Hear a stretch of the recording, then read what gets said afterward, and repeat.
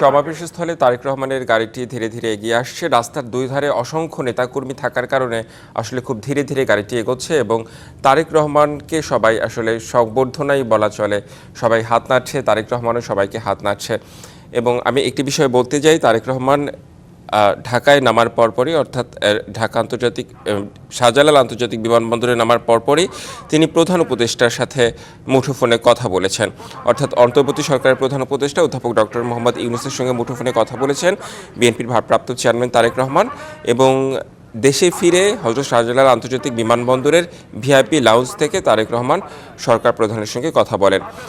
দুপুর 12টা 26 মিনিটে বিএনপির মিডিয়া সেলের ভেরিফাইড ফেসবুক পেজে দেওয়া এক পোস্টে এই তথ্য জানানো হয়।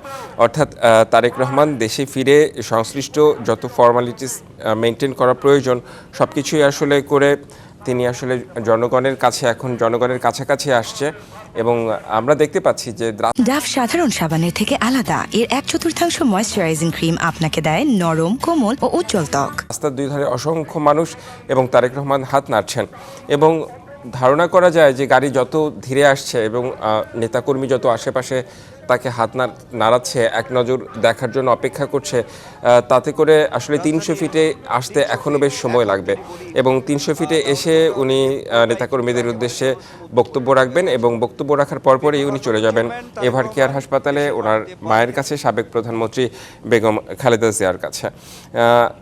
আমরা এর আগেও যখন আমরা দেখেছি বেগম খালেদা জিয়া যখন লন্ডনে যায় তখন আর আমাদের মঞ্চে আমাদের সমমনা দলের অনেক নেতৃবৃন্দ উপস্থিত হয়েছেন, যারা বিগত দিনে আমাদের সাথে আমাদের ভারপ্রাপ্ত চেয়ারম্যান দেশনায়ক তারেক রহমানের নেতৃত্বে তারা একসাথে পথ চলেছে। সেই সকল শীর্ষ নেতৃত্ব এখানে উপস্থিত রয়েছেন। কাজেই আমি আমাদের দলের সকল পর্যায়ের নেতাদেরকে সর্বোচ্চ